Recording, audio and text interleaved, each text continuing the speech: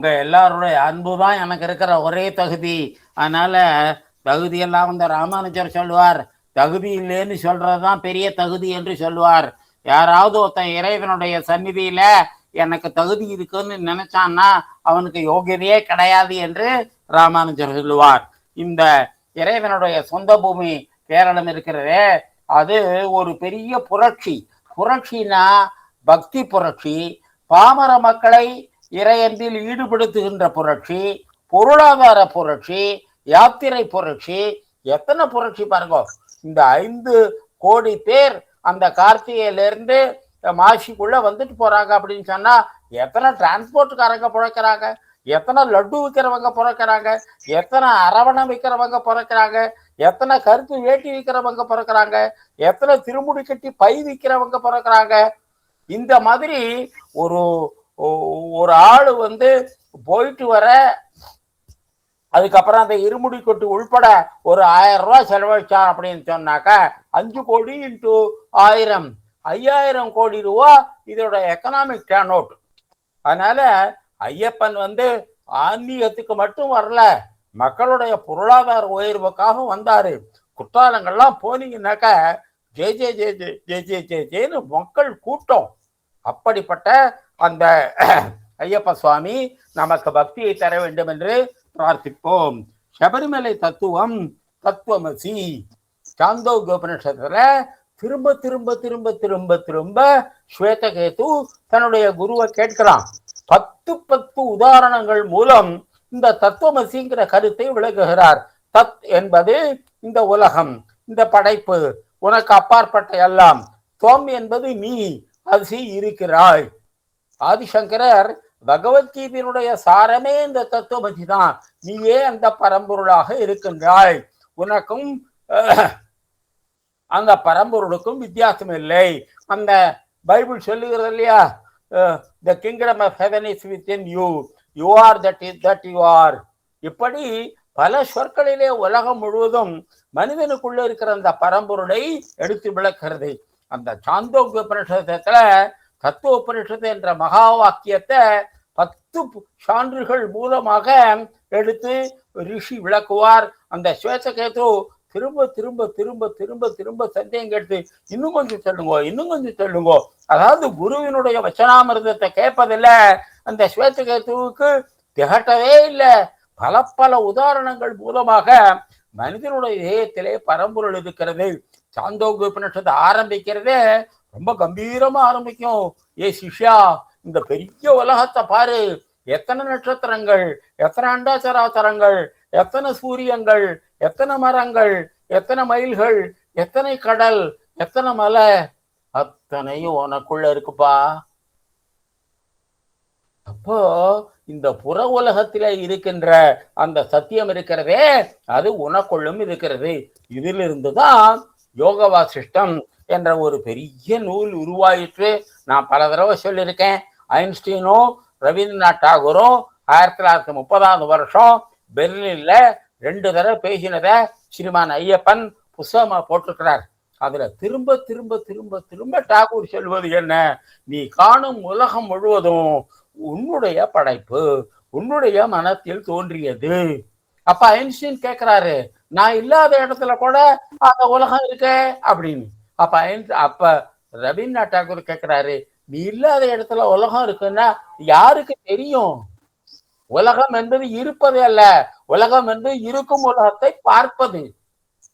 இத காஷ்மீரத்துல அபிஞான சைவம் என்று சொல்லுவார்கள். நமக்கு கண்ணுக்கு முன்னாடி இறைவன் இருப்பான், ஆனா அவர் தான் இறைவன் நமக்கு தெரியாது. குரு என்ன பண்ணுவாரு, இவர் தாண்டா நீ இப்ப பிரார்த்தனை பண்றிய அந்த இறைவன் இவர் தான் அப்படின்னு காட்டி கொடுப்பார். ஆகவே இந்த காஷ்மீரி சைவிசம், ஐன்ஸ்டீன், ரவீந்திரநாத் டாகூர் எல்லாத்தையும், யோக வாசிஷ்டம் எல்லாத்தையும் இந்த சாந்தோக்கிய உபனிஷத்துடைய மகா வாக்கியம் அப்படியே சுவாகா பண்ணுது. மனிதனுக்குள்ளே கடவுள் இருக்கின்றார். நீ உணர்ந்தாலும் உனக்குள்ள கடவுள் இருக்கிறார், நீ அவரை உணராட்டாலும் கடவுள். நீ இல்ல இல்ல கிருஷ்ணமூர்த்திக்கு வந்து தன்னுடைய மனசுல இருக்கிற கடவுள் தெரியல, அதனால அவன் பேர்ல கோபம், அவன் இதயத்துல இருந்து நான் போயிடுறேன் அப்படின்னு கடவுள் போக மாட்டார். அவரை எனக்கு பிடிச்சாலும் இதயத்துல இருப்பார், அவரை எனக்கு பிடிக்காட்டாலும் இதயத்தில் இருப்பார், அவரை நான் ஏற்றாலும் என்னுடைய இதயத்தில் இருப்பார், அவரை நான் ஏற்றுக்கொள்ளாவிட்டாலும் கடவுளால என்ன முடியாது, அவரால் இல்லாம விட்டு இருக்க முடியாது. அப்படிப்பட்ட இந்த மகா வாக்கியத்தை பாமர மக்களுடைய இதயத்துல கொண்டு வந்து சேர்ப்பதுதான் ஐயப்பன் செய்த மிகப்பெரிய ஆன்மீக புரட்சி. சாமி சரணம். இந்த சரணாகதி தத்துவத்தை பத்தி பலதடவை சொல்லியிருக்கேன். வைஷ்ணவத்தினுடைய கோரே என்ன? சர்வ தர்மான் பரித்தெஜ்ய மாமேகம் சரணம் பஜ, அறவினை யாவும் துறந்தோனாக எனையே சரணம் புகுவான் நீ, யானுன் பாவம் யாவும் நீக்கி மோட்சம் முரளுவேன் கலங்காதே. இத சரம ஸ்லோகம், கீதையினுடைய இறுதி உபதேசம் என்று வைஷ்ணவ சம்பிரதாயத்துல கொண்டாடுவார்கள். அதனால வைஷ்ணவத்தினுடைய மிகப்பெரிய உபதேசம் என்ன? பிரபத்தி பிரபத்தி பிரபத்தி என்று சொல்வார். பிரபன்ன பாரிஜாதாய, யார் இறைவனை சரணடைகின்றனோ அவனுக்கு பாரிஜாத மலரை பாரிஜாத விருட்சத்தை போல வாரி வழங்குகிறார் பகவான். ஆகவே இந்த பிரபன்ன இந்த பிரபத்தி என்பது ஐயப்ப இந்த சரணகோஷம் எவ்வளவு உயர்ந்த தத்துவத்தை சாதாரண குப்பனுக்கும் சுப்பனுக்கும் கொண்டு கொடுத்தாரு பாருங்க. நம்ம சோஷலைசேஷனுங்கிறோம், நேஷனலிசம்ங்கிறோம், பொதுமக்களுக்கு பண்பாடுங்கிறோம், எல்லாத்தையும் மிக உயர்ந்த தத்துவத்தை மிக எளிய மக்களுக்கும் கொண்டு வந்து கொடுப்பதுதான் ஐயப்ப பக்தியினுடைய சாதனை. சுவாமி ரங்கநாதானந்தான்னு ராமகிருஷ்ண மடத்தினுடைய 13வது தலைவராயிருந்தார். பெரிய விவேகானந்த கேந்திரம்னா அவருக்கு ரொம்ப பிடிக்கும். அவர் ஜெர்மனிக்கு போனார் ஒரு தடவை. அவர் அந்த ஜெர்மனியில அந்த மார்க்சிய சிந்தனையை உடையவர்களுக்கு நடுப்புற பேசினாரு. நீங்கள்லாம் இந்த உலகத்துல இருக்கிற மண்வெட்டி, இந்த உலகத்துல இருக்கிற நிலம், இந்த உலகத்துல இருக்கிற பசுமாடு, இந்த உலகத்துல இருக்கிற செல்வம் எல்லாருக்கும் பொதுன்னு சொல்றீங்க. எங்க வேதாந்தம் என்ன சொல்லு தெரியுமா? மனித வாழ்க்கையில மிக உயர்ந்தது என்று நாம் சொல்லிக்கொன்ற அந்த இறை தத்துவம் இருக்கு பாருங்க, அதுவே எல்லாருக்கும் பொது. ஹிருதி சர்வசிய விஷ்டிதம். அப்படியே அந்த ஜெர்மனிக்காரங்கள்லாம் அசந்து போயிட்டான். நான் மாடு எல்லாருக்கும் பொது, நிலம் எல்லாருக்கும் பொது, எரும மாடு எல்லாருக்கும் பொது, மண்வெட்டி எல்லாருக்கும் பொது என்றெல்லாம் சொல்லுகிறோம். இந்த வாழ்க்கையில நாம் தேடி பெறுகின்ற மிக உயர்ந்த லட்சியமாக இறைவனே எல்லாருக்கும் பொது, இதை விட பெரிய பொது உடைமை என்ன இருக்க முடியும்? அப்படிப்பட்ட பாரத நாட்டை நாம் கொண்டாட வேண்டும். அப்படி இந்த தத்துவமசி அப்படிங்கிறது இந்த ஹிருதி சர்வசிய வெட்டித்தம் என்ற அந்த கிருஷ்ணனுக்கு எந்த உபநிஷதம் பிடிக்குங்கிறத பத்தி ஒரு பட்டிமன்றமே நடத்தலாம். நிறைய இடத்துல சாந்தோக்கியத்திலிருந்து பேசுவார், நிறைய இடத்துல ஈஷாவாசிய உபநிஷதத்திலிருந்து பேசுவார். கட்டோபனிஷத்துல இருக்கின்ற அந்த உத்திஷ்ட ஜாகிரதை அவருக்கு ரொம்ப பிடிச்சதுன்னு எல்லாருக்கும் தெரியும். முண்டகத்திலிருந்து எடுத்தது, மாண்டூக்கியத்திலிருந்து எடுத்தது. இப்படி உபனிஷதமும் கீதையும்னே தேதியூர் சுப்பிரமணிய சாஸ்திரின்னு ராமகிருஷ்ண மிஷன் விவேகானந்தா காலேஜில் சம்ஸ்கிருத ப்ரொஃபஸரா இருந்தார். அவர் ஒரு புத்தகம் போட்டிருக்கார். வள்ளுவரும் கிருஷ்ணரும் ஏன் பெரியவங்க தெரியுமா? இவ்வளவு மூல சிந்தனை, சொந்த சிந்தனை, சுய சிந்தனை இருந்தாலும் முன்னோர்கள் போட்ட பாதையிலிருந்து அங்க போக மாட்டாங்க. அதனால என்பர் புலவர், என்பனோர் புலவர் அப்படின்னு வள்ளுவர் திரும்ப திரும்ப திரும்ப திரும்ப சொல்லுவார். அந்த மாதிரி கிருஷ்ண பரமாத்மா என்ன பண்ணுவார்? இந்த வேதை சர்வையும் அகவேத்ய, இந்த இவ்வளவு வேதங்கள்லாம் சொல்லுது இல்லப்பா, அதைத்தான் நானும் சொல்றேன் அப்படிங்கிறேன். அதனால விவேகானந்தர் சொல்றார், அவர் கிருஷ்ணராக அவதாரம் செய்த போது வேதங்களின் அதிகாரபூர்வமான ஒரே நூலாகிய கீதையை எழுதினார் அப்படிங்கிறார். The most authoritative commentary on the Gita, on the Vedas அப்படிங்கிறார் கீதைய சுவாமி விவேகானந்தர். ஆகவே இந்த தத்துவமசிங்கிறது சர்வ வேத சாரம். உலகத்துல ஒவ்வொரு மனிதனுக்குள்ளையும் தெய்வம் இருக்கிறது, அந்த தெய்வத்தின் விதை இருக்கிறது. இத ஐயப்பன் தன்னுடைய உபதேசத்தால காட்டுகிறான். அதனால ஐயப்பன் செய்த மிகப்பெரிய ஆன்மீக புரட்சி, இந்த உலகத்தில் இருக்கிற எல்லாருடைய இதயத்திலும் இறைவன் இருக்கின்றான். அவனை எதன் மூலம் அடைவது? சரணம் அடைவதன் மூலம். இந்த சரணாகதி தத்துவத்தை பத்தி எத்தனை ஃபீல்டுல பெரியவங்க எழுதியிருக்காங்க. பெரிய பெரிய படைப்பாற்றல் சென்றர்கள், பெரிய பெரிய எழுத்தாளர்கள், பெரிய பெரிய சயின்டிஸ்ட் அவங்க சொல்றாங்க, அப்பா இல்லை என்னால ஒண்ணும் ஆகாது, நான் என் வேலையெல்லாம் நிறுத்திட்டேன், நான் கையை கட்டின்னு உட்கார்ந்துருக்கேன், இப்ப நீ பண்ணு வேலைய அப்படின்னு இறைவன்கிட்ட விட்டா போதும், அவன் தான் வேலையை காட்டுவான். அப்துல் ரஹ்மான் ஒரு எழுத்தாளர், முஸ்லிம், நிறைய கவிதையெல்லாம், இந்த புது கவிதையெல்லாம் நிறைய எழுதுறாரு. அவர் சொல்றாரு, நான் என்னுடைய மனத்தை அடக்கி அமைதியாக இருக்கும்போது இறைவன் தன்னுடைய கருத்துக்களை எல்லாம் எனக்கு கொடுக்கின்றான். சமராங்கட சூத்திரம் அப்படின்னு ஒரு பெரிய சூத்திரம், அதை ஸ்ரீ எஸ்.என். தாஸ்குப்தா அப்படின்னு இந்தியாவினுடைய அந்த தத்துவத்தினுடைய வரலாற்றை 5 வால்யூம் எழுதியிருக்கார். மிகப்பெரிய ஞானி.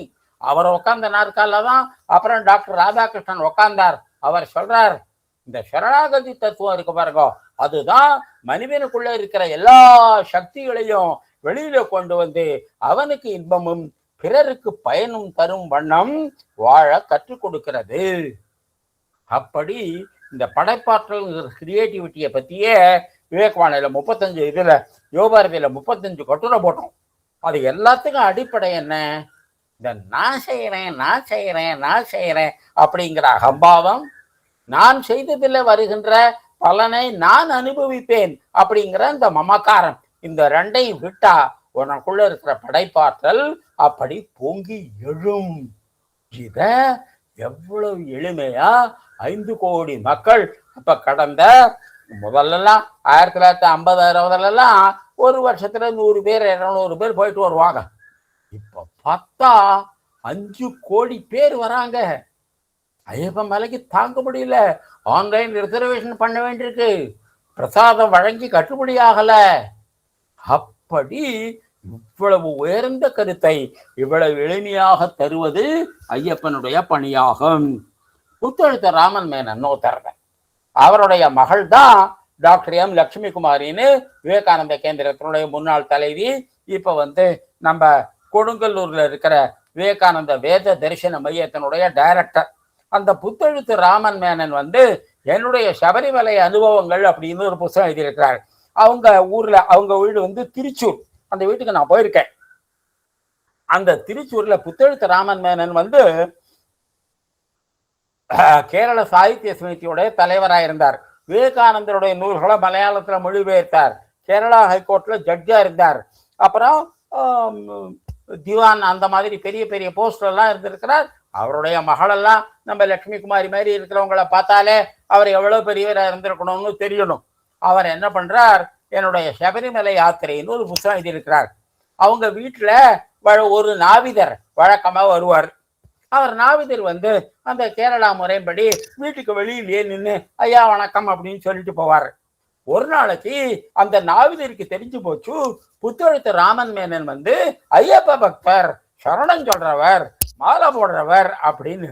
உடனே அந்த நாவிதருக்கு கொஞ்சம் கூட மனசுல தயக்கமே இல்லை. கிடுகிடுன்னு புத்தெழுத்து ராமன் மேனன் வீட்டுக்குள்ள ஐயா நானும் உங்களை போல சபரிமலை பக்தன் அப்படின்னு சொன்னேன். பாருங்க, நம்ம ஈக்குவாலிட்டியை பத்தி, சமத்துவத்தை பத்தி பேசுறோம். எங்க கேரளா சாஸ்திர சாகித்ய சமிதியினுடைய தலைவர் புத்தெழுத்து ராமன் மேனன் ஹைகோர்ட் ஜட்ஜு, எங்க ஒரு சாதாரண தொழில் செய்யற ஒரு நாவிதன். இந்த 2 பேரையும் ஐயப்பன் சமத்ராசிலவத்தை நிறுக்கிறான். அது மட்டும் இல்ல, அந்த ஐயப்பனுடைய கோஷத்தை சொல்லுவதனால அந்த நாவிதருக்கு அவ்வளவு தன்னம்பிக்கை வந்தது.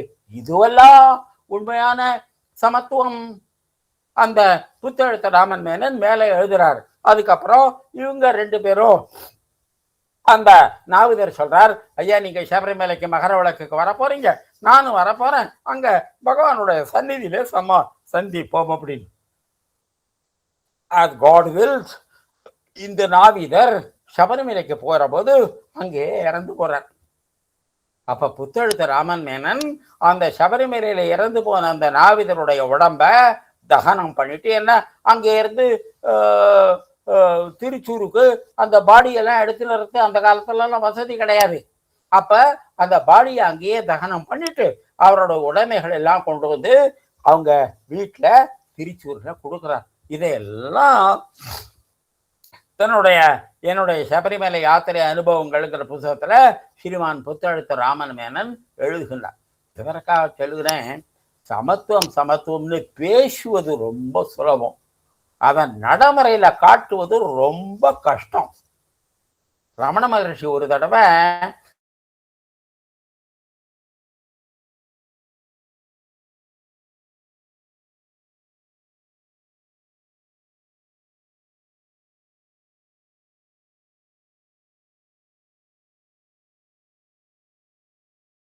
அந்த மரத்தடி, அந்த மரம் இன்னும் என் கண் முன்னாடி நிற்கிறது, அந்த வரிசையில போய் நின்றுட்டார்.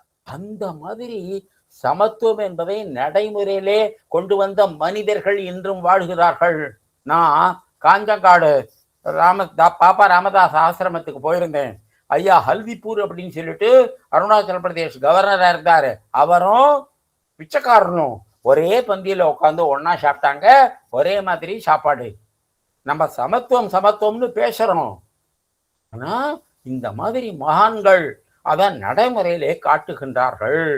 வித்யா வினய சம்பன்னே பிராமணே கவிகஸ்தினி சுனிச்சைவ ஸ்வபாகேச்ச பண்டிதா சமதர்ஷனக. அறிவால் உயர்ந்த அந்தணனையும் கவி பசுமாட்டையும் ஹஸ்தினி பெண் யானையும் சுனி நாயையும் ஸ்வபாக்கே நாயை தின்னும் புலையனையும் பண்டிதா சமதர்ஷனகா. ஒரு ஞானியானவன் சமமாக பார்க்கின்றான். அப்படி பார்த்தவங்களை பத்தி நம்ம கேட்டிருக்கிறோம், படிக்கிறோம், ஒன்று ரெண்டு பேரை பார்த்தும் இருக்கோம். அப்படி இந்த சமத்துவத்தினுடைய மிக உயர்ந்த நிலையை பாரதம் கொண்டாடி இருக்கிறது. அதற்கு பெரிய உதாரணம் யாரு அப்படின்னா ஐயப்பன் தான். அதுக்கு பெரிய வழி என்ன? ரொம்ப கஷ்டமான டும் கரணே பிரத்யட்ச கரணே அப்படின்னு பெரிய இலக்கணப்படி யாகம் பண்ணு யோகம் பண்ணு எல்லாம் இல்லை. சரணமடை சர்வ தர்வான் பரித்யஜ, உன்னை சரணடைந்தேன். அந்த சரணாகதியின் மூலமாக இறைவனை அப்படியே வாங்கி நம்ம மனசுக்குள்ள வச்சுக்கலாம். சபரிமலை வழிபாட்டுல சில திசை சொற்கள்னு சொல்லுவாங்க, சில அந்த வேர்ட்ஸ் அது மக்கள் மனத்துல வந்துருது. அதெல்லாம் ஒன்னொன்னா விளக்கினாலே சபரிமலை வழிநாட்டினுடைய முக்கியத்துவம் நமக்கு பிரிஞ்சு விடும். மாலாதரணம், சபரிமலைக்கு போறவங்க என்ன பண்ணுவாங்க, ஒரு மாலை போட்டுப்பாங்க. அது கருங்காலி மாலையா இருக்கும், துளசி மாலையா இருக்கும், ருத்ராட்ச மாலையா இருக்கும். அந்த மாலாதாரணம் வந்துடுச்சு அப்படின்னு வச்சுங்கோ, உங்க சபரிமலை யாத்திரை ஆரம்பிச்சாச்சுன்னு அர்த்தம். அதை திருப்பி சபரிமலைக்கு போயிட்டு வந்து ஏதாவது ஒரு கோவில்ல சரணம் சொல்லி அந்த மாலையை கயற்ற வரலையும் அந்த விரதத்தை நீங்க மெயின்டைன் பண்ணணும்.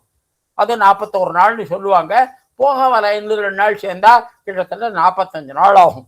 நிறைய பேர் நம்ம கன்னியாகுமரி விவேகானந்த புரத்துல இருக்கிற அந்த பிள்ளையார் கோயிலுக்கு பின்னாடி இருக்கிற அந்த வன்னி மரம், அந்த மகாவில்வத்துல அந்த துளசி மாலைய ருத்ராட்ச மாலையை கட்டி போடுவாங்க, சந்தன மாலையை கட்டி போடுவாங்க. அப்ப அது வரலையும் they are bound by the rules. அவர் அது வரலையும் அந்த விதிகளாலே அவர் கட்டப்பட்டிருக்கின்றார். அப்போ மாலாதாரி சபரிமலைக்கு மாலை போட்டு இருக்காரு அப்படின்னு சொன்னாலே அவருடைய வாழ்க்கையில ரொம்ப புனிதமான ஒரு அத்தியாயம் துவங்கி விட்டது. மண்டலம், மண்டலம்னா 41 நாள். அப்போ மாலை போட்ட அன்னிலிருந்து திருப்பி மாலையை கயற்றது வரையும் இந்த 41 நாள் விரதம் இருக்கணும். அந்த விரதத்தை எல்லாம் பத்தி சொன்னோம். அசைவம் சாப்பிடக்கூடாது, கள்ளு குடிக்கக்கூடாது, பிரம்மச்சரிய விரதம் அனுபவிக்கணும், தரையில படுத்து தூங்கணும். ரொம்ப கஷ்டமான விரதங்கள் தான்.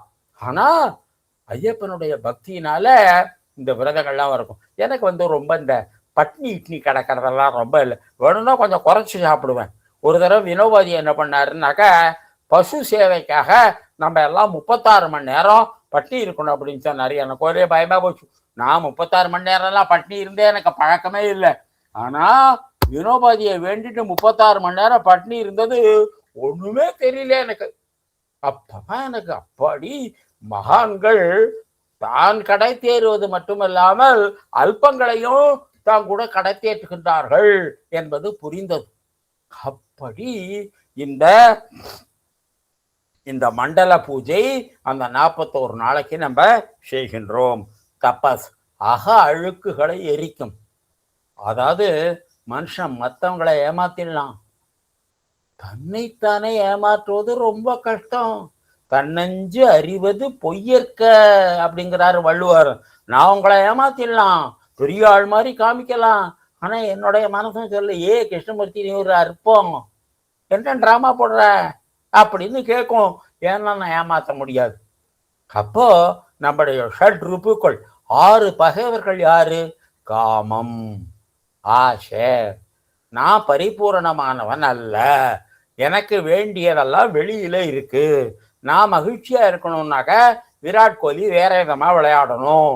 நான் மகிழ்ச்சியா இருக்கணும்னா அந்த சினிமா ஆக்டர் வேற மாதிரி நடிக்கணும். ஏன் சந்தோஷம், ஏன் குடுமி அவங்க கையில இருக்கு. இப்படி தனக்குள்ளே இருக்கிற தெய்வத்தை மறுத்து ஆனந்தத்தை புறத்தே தேடுவதற்குத்தான் காமம் என்று பெயர். அந்த புறத்தே இருக்கிற பொருள்களை காமத்தை தேடிவிடலாம். ஆனாலும் மனசுல அந்த ஆசை பாக்கி இருக்கும். விஷயா வினிவர்த்தந்தே நிராகாரஸ்ய தேகின ரசவர்ஜம். ரசவர்ஜம் அப்படின்னாக்க ஒரு செடியை அழிச்சாலும் கூட அதனுடைய வேர் மண்ணுல சிக்கி இருக்கும். நான் மத்திய பிரதேசத்துல ஒரு பெரிய காற்று அழிச்சு விளைநிலமாக்குற ஒரு ப்ராஜெக்ட்ல நான் இருந்தேன்.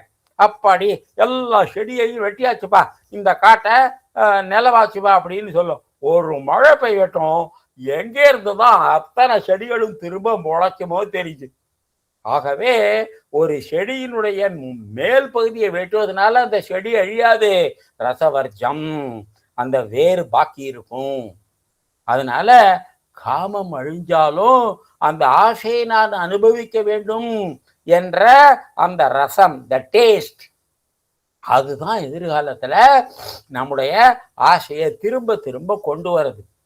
வினோபாஜி சொல்வார், மரத்தை எல்லாம் அழிச்சாலும் விரைய பாதுகாத்து வச்சாக்க மரம் திரும்ப பழச்சுக்கும். அந்த மாதிரி இந்த காமத்தினுடைய மூலம் எது? ரசம்.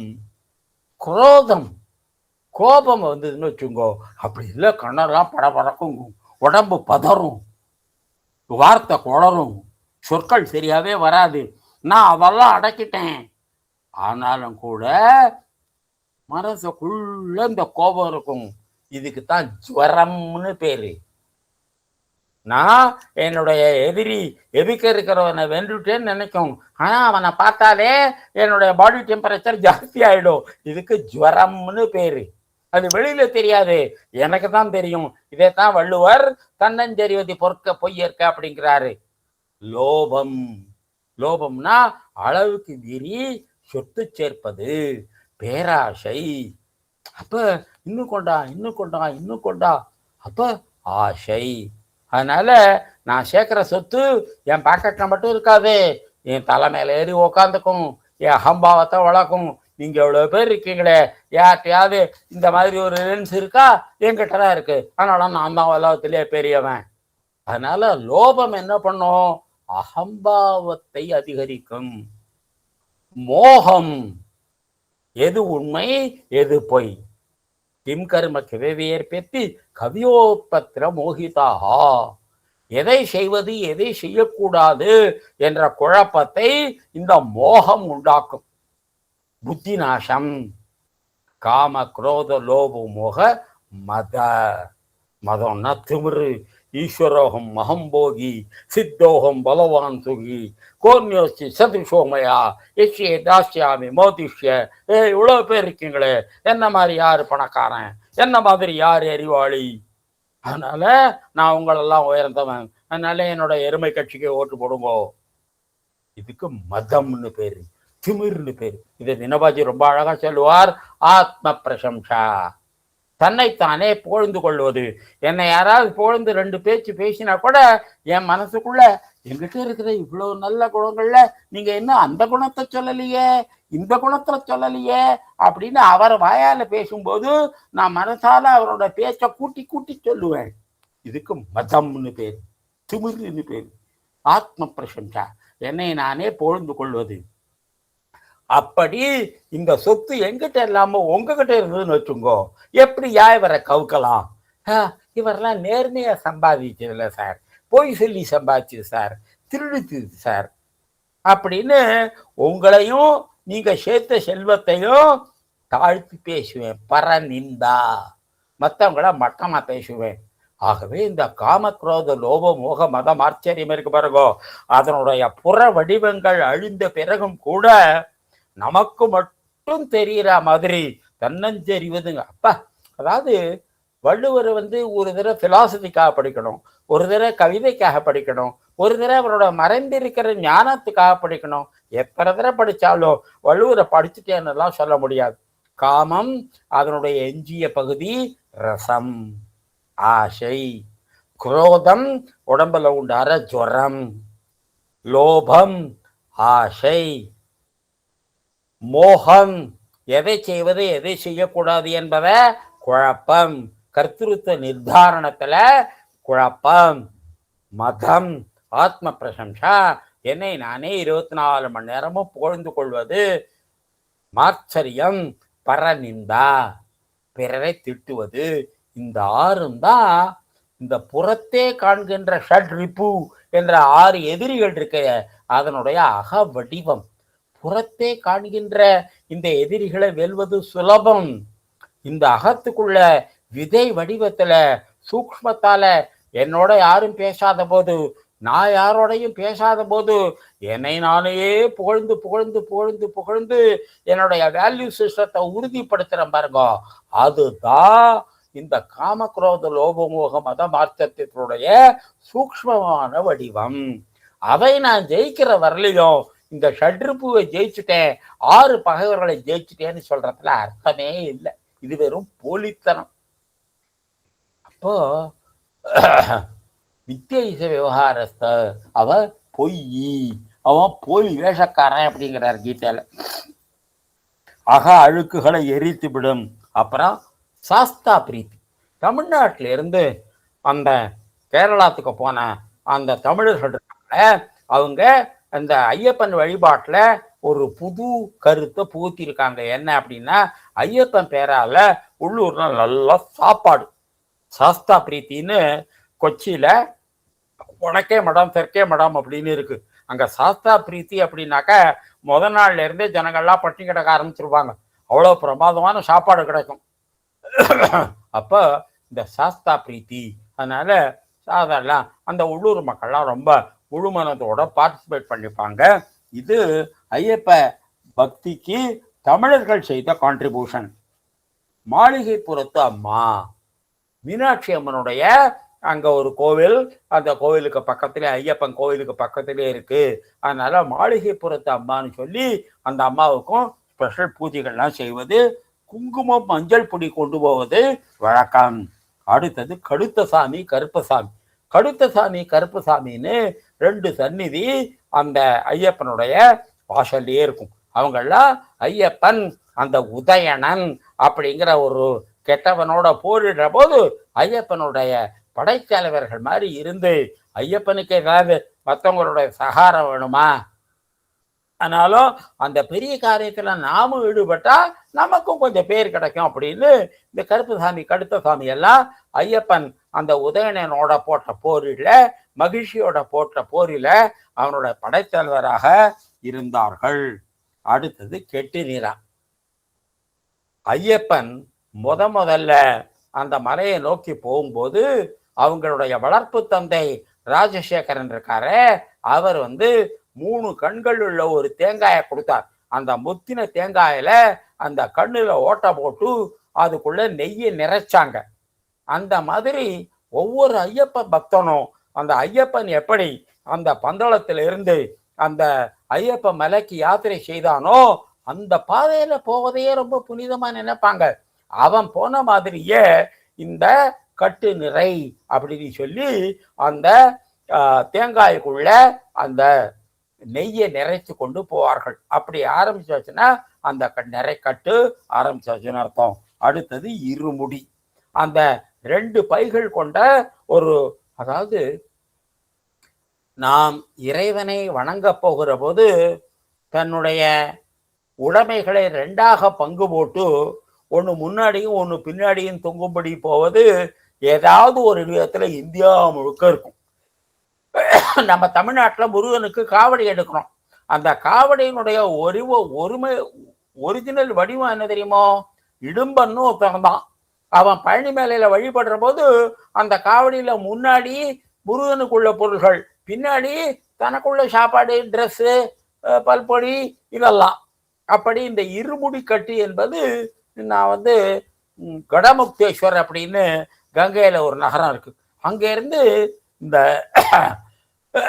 சிவராத்திரி மாசத்துல லட்சக்கணக்கான மக்கள் தான் ஊருக்கு கங்கை ஜலம் கொண்டு போய் தான் ஊர்ல சிவபெருமானுக்கு கங்காபிஷேகம் பண்ணுவாங்க.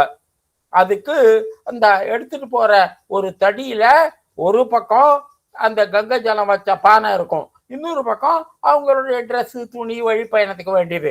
2 பேர் சேர்ந்து போவாங்க. அதை கீழேயே வைக்க மாட்டாங்க. ஒருத்தர் ஏதாவது குளிக்க போகணும், கொஞ்சம் தூங்கணும்னா இன்னொருத்தர் அந்த காவடி எடுத்துப்பாரு. அதுக்கு அவங்க வச்ச பேரு காவடி. அப்பதான் எனக்கு காவடிங்கிறது இந்தியாவை ஒன்றுபடுத்துகின்ற வேதத்தில் கூறப்படாத கருத்துங்கிறது எனக்கு புரிஞ்சுது.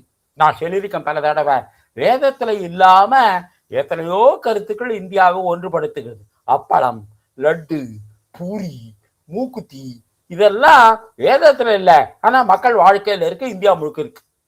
இப்படி இந்தியாவை ஒன்றுபடுத்திக்கொள்ற நான் வேதிக் லோக்கல் கஸ்டம்ஸ், உள்ளூர் பழக்க வழக்கங்கள் 700 இருக்கு.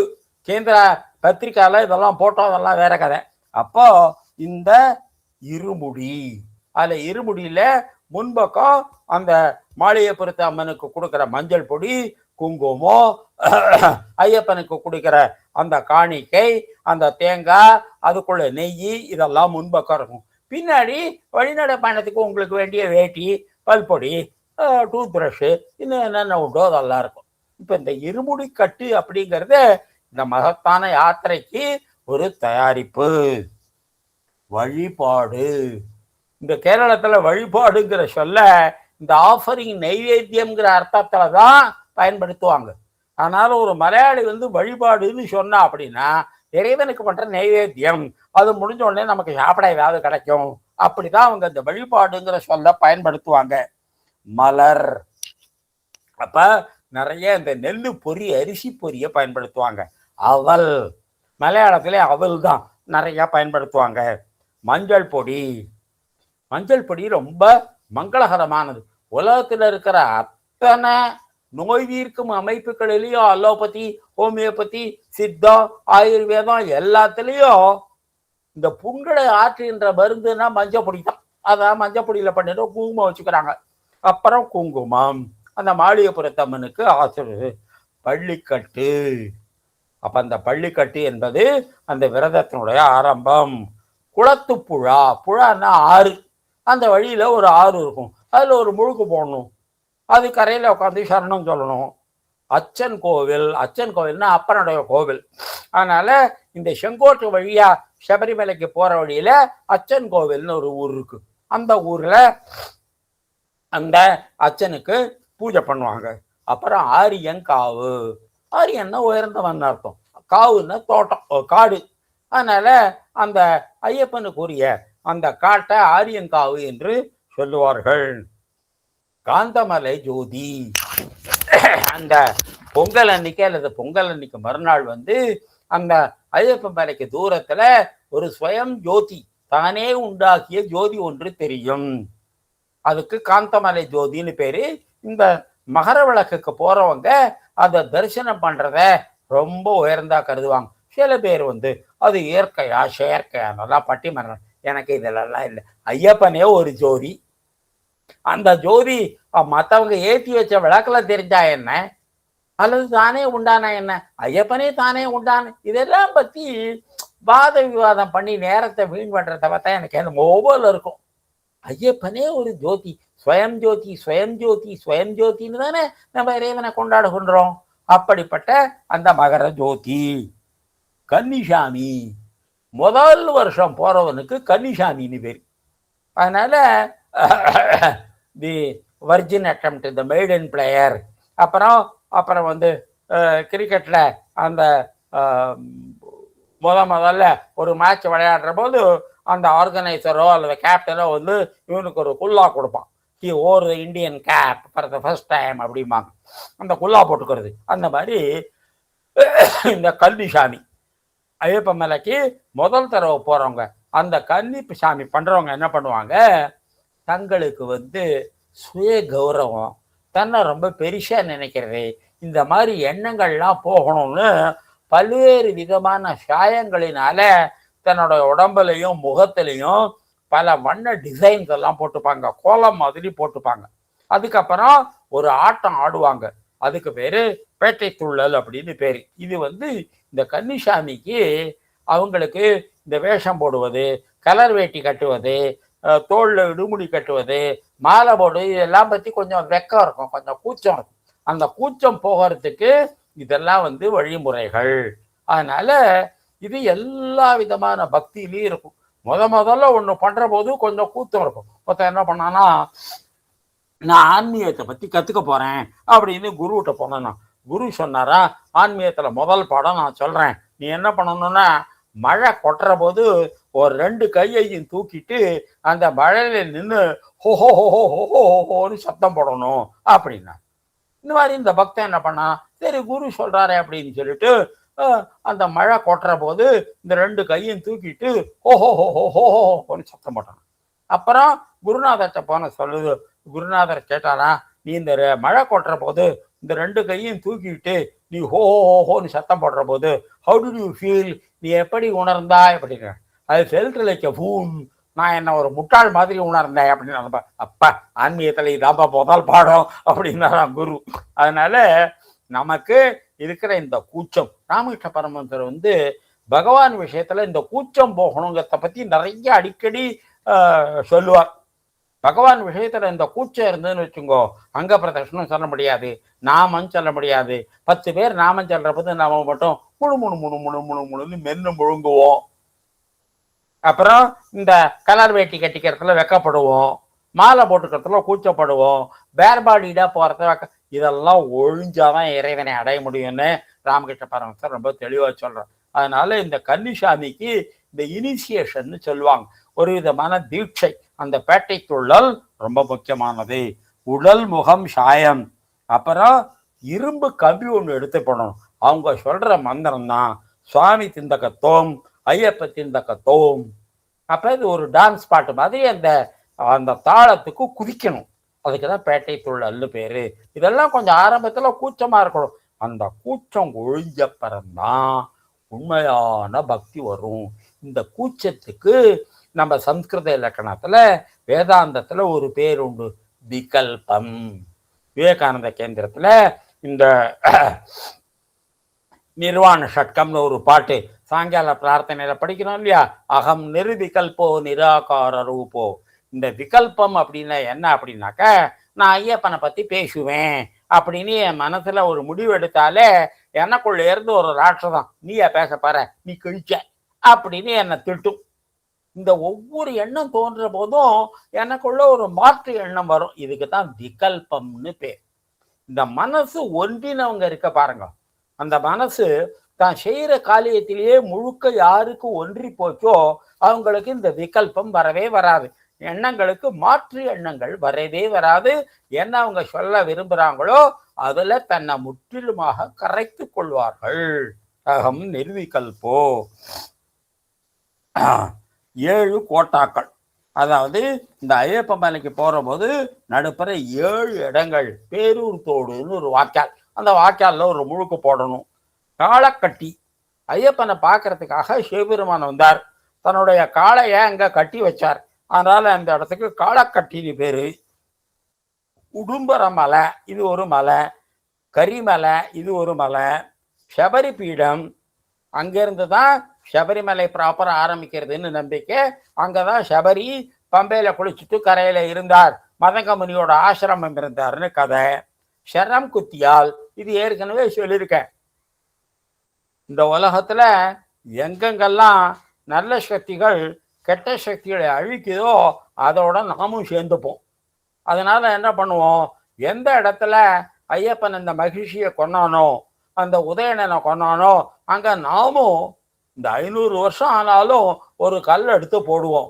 ஏற்கனவே சொல்லிருக்கேன், மக்கா மதீனா போறவங்க அங்க அராஃபத்துன்னு ஒரு மலை இருக்கு, அந்த அராஃபத் மலையில போய் ஷாத்தானை கல்லால் எறிதல் அப்படின்னு போடுவாங்க. அது பழைய ஏற்பாட்டுல இருக்கும். அதனால இஸ்லாம், கிறிஸ்தவம், யூதம் இந்த 3 மதத்துக்கும் பொது அந்த அராஃபத்து மலை அப்படிங்கிறது. அதனால அங்க போறவங்கள என்ன பண்ணுவாங்க, எப்படி இறைவன் அந்த சாத்தானை தோக்கடிச்சானோ அந்த மாதிரி என்னுடைய மனத்தில் இருக்கிற கெட்ட சக்திகளை நான் தோக்கடிப்பேன் அப்படின்னு ஒரு கல் எடுத்து போடுவாங்க. அந்த மாதிரி ஐயப்பன் உதயணனையும் மகிழ்ச்சியையும் தோக்கடிச்ச மாதிரி நானும் என்னுடைய மனத்துல இருக்கிற அந்த கெட்ட சக்திகளை சமூலம் வேரோட புடுங்கி எறிவேன் அப்படின்னு அந்த சரங்குத்தியார்ல ஒரு கல் போடுவாங்க. அதுக்கு பேரே கல்லிடும் குன்று. அடுத்து திருப்படி 18ஆம் படி திருப்படியை பத்தி சொல்லியிருக்கிறேன். அதுல பஞ்சேந்திரியங்கள், அப்புறம் 8 ராகங்கள், அதுக்கப்புறம் 2 வித்தை அவித்தை, அப்புறம் 3 குணங்கள், 5 8 13 2 15 3 18. இந்த 18 தான் இந்த 18ஆம் படி. அந்த 18ஆம் படியில இருமுடி எடுத்தவங்க மட்டும்தான் ஏறலாம். ஒரே ஒருத்தருக்கு மட்டும் விதிவிலக்கு உண்டு. யாரு? அவர் திருமூலம் ராமன் அப்படின்னு சொல்லிட்டு அந்த திருவனந்தபுரத்து ராஜா. அவர் தான் 1950ஆம் வருஷம் சபரிமலைக்கு துஷ்டர்கள் நெருப்பு வச்சு கொளுத்து கோயிலை அழிச்ச போது அந்த கோயில் திரும்ப கட்டினார். அதனால அவருக்கு ஒரு ஸ்பெஷல் மரியாதை என்ன அப்படின்னு சொன்னா, அவர் அந்த 18ஆம் படியில இருமுடி இல்லாம மேலே ஏற அனுமதிக்கப்பட்டவர். கல்லிடும் கூட்டு பத்தி சொல்லியாச்சு. நாழிக்கிணறு, இந்த மலை உச்சியில ஒரு சின்ன சொனை, அந்த சொனைக்குள்ள ஒரு கிணறு, அதுல நல்ல தண்ணி கிடைக்கும். மலை உச்சியில தண்ணி வரதே ஆச்சரியம், அதுவும் நல்ல தண்ணி வர்றது ரொம்ப ஆச்சரியம். இந்த மாதிரி இறைவனுடைய பெருமையினால திருச்செந்தூர் போனவங்களுக்கு தெரியும். அங்க நாழிக்கிணறுன்னு கடற்கரையிலேருந்து ஒரு 4 தப்படி கூட இருக்காது, ஒரு 3-4 கஜம் கூட இருக்காது, அதுல நல்ல தண்ணி வரும், அதுல இறங்கி குளிப்பாங்க. அந்த மாதிரி இந்த ராமேஸ்வரம் கடற்கரையில நல்ல தண்ணி தீவுன்னு ஒரு தீவு இருக்கு. சுத்தி வரலையும் கடல், அதுல ஒரு சின்ன தீவு, அந்த தீவுல நல்ல தண்ணி கிணறு. இதெல்லாம் இறைவனுடைய அற்புதங்கள் தானே. அதனால இந்த நல்ல தண்ணி கிணறு அல்லது நீலிமலை, பம்பா, திருவேணி, பம்பா, கல்லாறாறுகள், இந்து சமயத்துல எங்க 2 ரிவர் ஒன்று சேர்ந்தாலும் அதுல சரஸ்வதிங்கிற 3வது ஆறு சேருவதாக சொல்லி திரிவேணி சங்கமம் திரிவேணி சங்கமம் திரிவேணி சங்கமம்னு கொண்டாடுவாங்க.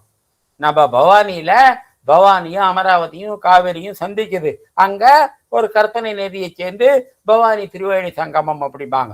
அந்த மாதிரி இதுல கர்நாடகத்துல அந்த சங்கம பிரபு சங்கம பிரபு சங்கம பிரபு அப்படின்னு சொல்லிட்டு அந்த நதிகள் சேரும் இடத்துல 3ஆவதா கற்பனை பண்ணுவாங்க. அந்த மாதிரி குஜராத்துக்கு பக்கத்துல ஸ்ரீ கிருஷ்ண பகவான் தன்னோட உடம்பை விட்ட இடம், அந்த இடத்துல சரீர உற்சர்க்கம்னு பேரு, அந்த இடத்துல போய் நான் நமஸ்காரம் பண்ணியிருக்கேன். அந்த இடத்துல என்ன பண்ணுவாங்க, 2 நதி சேரும், உடனே 3வது நதியை இவங்க கற்பனை பண்ணிப்பாங்க. அந்த மாதிரி பிரயாகையில கங்கை யமுனையும் சேரும்போது சரஸ்வதி என்ற நதியை சேருவாங்க. இந்த கங்கைங்கிறது நம்ம உடம்புல இருக்கிற வடது பக்கம் இருக்கிற நாடி, யமுனைங்கிறது இடது பக்கம் இருக்கிற நாடி. இந்த 2ம் சமமா இருந்தா 3வது ஆகிய சுழுமுனை நாடி தானே தோன்றும் என்பதை குறிப்பதற்காகத்தான் இந்த சரஸ்வதி சேருவது. அதனால இந்த பம்பையும் கல்லாரும் சேருகிற இடத்துல ஒரு திருவேணி சங்கமம்னு சொல்லுவாங்க. அடுத்தது பம்பையில் விருந்து. இந்த பக்தர்கள் எவ்வளவு எளிமையா இருந்தாலும் அந்த பம்பை நதியில குளிச்சா ரொம்ப ஃப்ரெஷ்ஷா இருக்கும்னு சொல்றாங்க. அதனால அப்படி குளிச்சுட்டு தன்னால முடிஞ்ச எளிய சாப்பாடு சமைச்சு எல்லாருக்கும் விருந்து போட்டு தானும் சாப்பிட்டுட்டு அந்த சபரிமலை போற உற்சாகத்தை அப்படி கொண்டாடுவார்கள். மகர விளக்கு 7 நாள் திருவிழா. மகர விளக்கு ஒரு நாள் தான் நடக்கும் அப்படின்னாலும் கூட அதை 7 நாள் உற்சவமா நடத்துவாங்க. விளக்குக்கு பெரிய முக்கியத்துவம் இந்து சமயத்துல. இது அக்னி மேலே புரோகிதம் என்று வேத காலத்திலிருந்து இன்று வரை நம்ம ஆர்டிபியில நடக்கிற 1008 திருவிளக்கு பூஜை வரை இந்த விளக்குங்கிறது ரொம்ப ரொம்ப புனிதம். ஐயப்ப சேவா சங்கம் உலகளாவிய அமைப்பு. இவ்வளவு பக்தர்கள் வராங்க அப்படின்னாக்க அவங்களுக்கு வசதி இருக்கா, அவங்களுக்கு பொருளாதார வசதி இருக்கா, அங்கங்க சாப்பாடு வசதி இருக்கா, தங்குற வசதி இருக்கா, இதெல்லாம் பார்க்கறதுக்காகவும் அதை பற்றி அடிப்படை கவலைகளை போக்குவதற்காகவும் உலகளாவிய பெரிய பெரிய அமைப்பு இருக்கிறது. ஐயப்ப சேவா சங்கம்னு அது இன்டர் கான்டினென்டல் பாடி. உலகத்துல ஒவ்வொரு நாட்டிலையும் அதுக்கு மெம்பர்ஷிப் இருக்கு. அவங்க ஐயப்ப பக்தர்களுக்கு சாப்பாடோ அல்லது பொருள் வசதியோ அல்லது அதனை பற்றின மந்திர விளக்கமோ, அதுக்கப்புறம் இந்த ஐயப்ப பக்திங்கிறது it releases a great economic social force. இதுல அவ்வளவு மக்கள் பயணம் பண்றாங்க, அவ்வளவு பொருள் இன்வால்வ் ஆயிருக்கு, அவ்வளவு சாமான்கள் சேர்றது, அவ்வளவு குப்பை சேருது, அவ்வளவு இயற்கையினுடைய தூய்மை கெடுது, அவ்வளவு பக்தி பெருகுது. இவ்வளவு பெரிய சக்தியை கேல்வனைஸ் பண்ணி ஆர்கனைஸ் பண்றதுக்கு ஒரு பெரிய சோஷியல் ஃபோர்ஸ் வேணும் இல்லையா? அதுதான் ஐயப்ப சேவா சங்கம். ரொம்ப பிரமாதமான பணி. ஒன்றும் அகம்பாவமே கிடையாது, படாடோப்பமே கிடையாது. எப்படி நேச்சுரலா ஆறு ஓடுதோ காடு வளருதோ அந்த மாதிரி இந்த ஐயப்ப சேவா சங்கம் இந்த ஐயப்ப பக்தர்களுடைய வசதிகளை அவ்வளவு நல்லா செஞ்சு கொடுக்குறாங்க. இது பாரதத்தினுடைய பாரம்பரியம். பாபநாசத்துக்கு பக்கத்துல சொரிமுத்து ஐயனார்னு ஒரு ஐயனார் இருக்கார். ஆடிய மாச தை அமாவாசையில லட்சக்கணக்கில் ஜனங்கள் கூடும். அவங்களுக்கு வசதி செஞ்சு கொடுக்கறதுக்காக இந்த சிங்கப்பட்டி ஜமீன்தாருக்கு தீர்த்தபதினு பட்டம். தீர்த்தபதினா என்ன? அவர் அங்க தீர்த்த ஸ்நானம் பண்ற வர பாபநாசத்துல அவங்களுக்கு வசதி இல்லை இருக்கா, சாப்பாடு இருக்கா, தங்க இடம் இருக்கா, டிரான்ஸ்போர்ட் இருக்கா, வியாதி வராம இருக்கா, இதெல்லாம் பாக்குறது.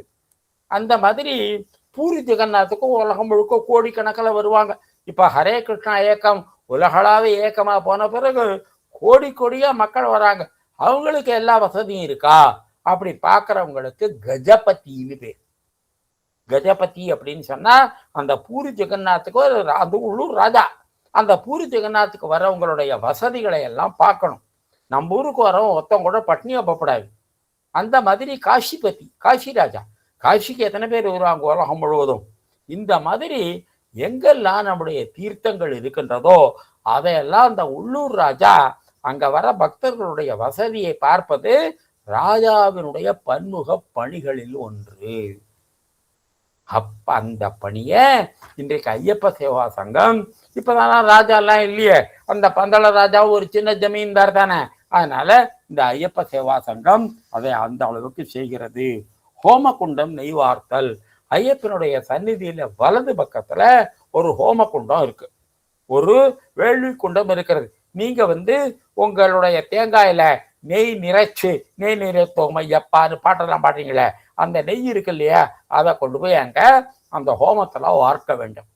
அப்ப அந்த ஹோம குண்டம் எப்ப பார்த்தாலும் பக்தர்களுடைய நெய்யால எரிந்து கொண்டே இருக்கும். கன்னிமூல கணபதி. கன்னிமூலை அப்படின்னு சொன்னாக்க சுவாமிக்கு பின்னாடி, சுவாமிக்கு வலது பக்கம், நமக்கு இடது பக்கம், அந்த மேற்கு மூலைக்கு கன்னிமூலைன்னு பேர். அந்த கன்னிமூலையில ஒரு பிள்ளையார் இருப்பார். கன்னிமூல கணபதியே அப்படின்னு ஐயப்ப பக்தர்கள்லாம் கோஷம் போடுறது உங்களுக்கு தெரியும். அந்த கணபதியை நம்ம நினைக்கணும். He's a landmark. அந்த கன்னிமூல கணபதியை வழிபட்டா நமக்கு பாதையில் இருக்கிற தடைகளை எல்லாம் விலக்குவார். அடுத்தது நைவேத்தியம். ஏற்கனவே சொன்னேன், சுவாமிக்கு நைவேத்தியம் பண்றதுன்னு விளையாட்டு இல்லை. நான் ஜெய்ப்பூர்ல இருக்கிற போது ஆஸ்திக சமாஜம்னு ஒரு அமைப்பு இருந்தது. அதுல எல்லாரும் ஒண்ணு கூடுவாங்க. சுவாமிக்கு நைவேத்தியம்னு வரபோது அங்க இருக்கிற பெரியவங்களாம் எனக்கு சொல்லி கொடுத்தாங்க, சுவாமிக்கு சமைத்த சாதம் வழங்குவது அப்படின்னாக்க அதுக்கு அவ்வளவு ரூல்ஸ் இருக்கு. இவ்வளவு மந்திரம் சொல்லணும், எவ்வளவு ஹோமம் பண்ணணும், எவ்வளவு அன்னதானம் பண்ணணும், இவ்வளவு தானம் பண்ணணும், இவ்வளவு பண்ணினாதான் சுவாமி சமைச்ச சோறு சாப்பிடுவார். சுவாமிக்கு சமைச்ச சோறு நைவேத்தியம் பண்றதுன்னு சும்மா விளையாட்டு இல்லை. அதுக்கு முன்னாடியும் பின்னாடியும் அவ்வளவு சடங்குகள், நிபந்தனைகள், தேவைகள் இருக்கு. எவ்வளவு ஜபம் பண்ணணும், எவ்வளவு ஹோமம் பண்ணணும், எவ்வளவு ஆகுதிகள் கொடுக்கணும், எவ்வளவு தானம் பண்ணணும், எவ்வளவு விரதம் இருக்கணும், எவ்வளவு நாம ஜபம் பண்ணணும், எவ்வளவு பேருக்கு அன்னதானம் பண்ணணும். இதெல்லாம் பண்ணினாதான் பகவானுக்கு அந்த நைவேத்தியத்தை காட்ட முடியும். நைவேத்தியம் பண்ணினா பகவான் சாப்பிட மாட்டாரு, நீங்க காட்டுறது. கலவு கல்பசத்தியானாம் பாபத்ரவே உபஜீவினாம் விதிக்கிரியா விஹீனானாம் கதிர் கோவிந்த கீர்த்தனம்.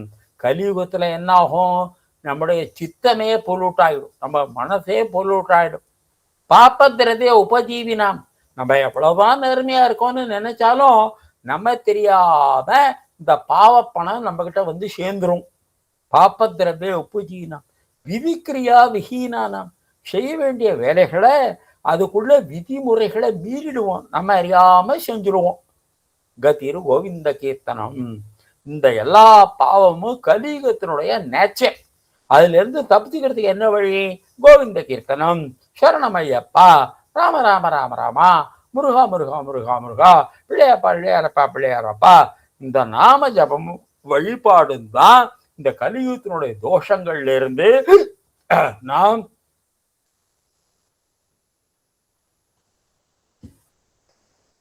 மீண்டு வருகின்ற வழிகள். அர்ச்சனை ஏற்கனவே சொல்லியிருக்கேன். திரும்ப திரும்ப திரும்ப திரும்ப நாம சொல்றது ஒண்ணு மட்டும் போராது, கையால ஏதாவது எடுத்து போடணும். நம்ம பெரியவங்க என்ன பண்ணியிருக்காங்க, வெறும் பூ மட்டும் போட்டா குழந்தைகளுக்கு புரியாது அப்படின்னு சொல்லிட்டு அரச மரத்துக்கிட்ட 108 பிரதர்ஷனம் பண்ற போது அப்பம் போடுவாங்க, முறுக்கு போடுவாங்க, சீடை போடுவாங்க. நாங்க குழந்தையா இருக்கிற போது இந்த அர்ச்சனையினுடைய மகத்துவம் எல்லாம் தெரியாது. பாட்டி அல்லது அத்தை இந்த அரச மரத்தை சுத்தினா நமக்கு அதோட முடிவில் வடையோ இதுவோ முறுக்கோ கிடைக்கும். அப்ப சின்ன குழந்தைகளை கூட இந்த வழிபாட்டில் ஈடுபடுத்துவதற்கு இந்த அர்ச்சனை செய்கின்ற போது இந்த பொருள்களை போடுவாங்க. நம்ம பிள்ளையார் கோயில் பூசாரி இருக்காரு, அப்பப்ப அவர் என்ன பண்ணுவாரு, இன்னைக்கு ஹோமத்துல அப்பம் போட்ட கிருஷ்ணமூர்த்தி அப்படின்னு பிரசாதம் கொடுப்பார். ஹோமத்துக்கு அப்பம் போடுறதுக்கு ஒரு ஒரு ப்ரொசீஜர், அது வந்து ஒரு ஒரு வழிமுறை அர்ச்சனை. அதனால வெறும் வாயால மந்திரம் சொன்னா போறாது, கைக்கு வேலை கொடுக்கலன்னு வச்சுக்கோ, கை அங்கங்க போகும். அதனால கையால ஒரு பூ போடு, கையால ஒரு வடையை எடுத்து போடு, வடையால ஒரு அப்பத்தை எடுத்து போடு, அல்லது ஹோம திரவியங்களை எடுத்து போடு, பிடிப்பிடியா நவதானியங்களை போடு என்று இந்த பூஜைக்கு ஒரு ஒரு ஒரு அட்டெண்டன்ட் பிசிக்கல் ஆக்ஷன், அந்த பூஜையோடு சேர்ந்து உடம்பால செய்கிற சில காரியங்கள் அதுவும் சேர்ந்துதான் அர்ச்சனை. அப்புறம் அபிஷேகம். இந்த அபிஷேகத்தை முன்னாடியே எனக்கு நம்பிக்கையே கிடையாது. ஒரு தடவை ஸ்ரீமதி ராதா தியாகராஜன் பெரிய ஸ்காலர், பணக்காரம்மா, அவங்க வந்து கிருஷ்ணமூர்த்தி இன்னைக்கு நான் வந்து சுச்சீந்திர அனுமார் கோயிலுக்கு போறேன், அங்க அனுமார் ஜெயந்தி, நீயும் வாயேன் அப்படின்னா போனோம். போனா